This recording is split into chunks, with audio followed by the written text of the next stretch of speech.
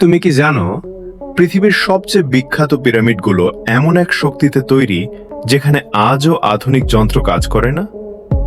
হাজার হাজার বছর আগে যখন মানুষ পাথর কাটার আধুনিক যন্ত্রও জানতো না, ঠিক তখনই মিশরের বুকে দাঁড়িয়ে যায় বিশাল বিশাল পিরামিড।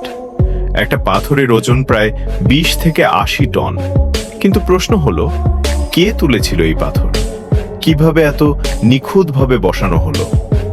বিজ্ঞানীরা বলছেন পিরামিডের ভেতরে ঢুকলে ঘড়ি নষ্ট হয়ে যায়, মোবাইল সিগন্যাল কাজ করে না, এমনকি খাবারও নাকি পচে না। আর সবচেয়ে ভয়ঙ্কর তথ্যটা জানো?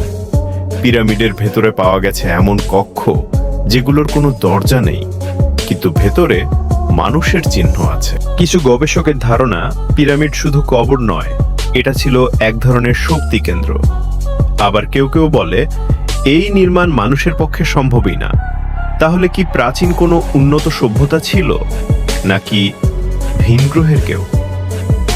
আজও মিশরের পিরামিড মানুষের সামনে দাঁড়িয়ে আছে একটা প্রশ্ন হয়ে। তুমি কি মনে করো, এটা মানুষের তৈরি, না কি এমন কোনো শক্তির কাজ যাদের সম্পর্কে আমরা কিছুই জানি না? কমেন্টে তোমার মতামত জানাও।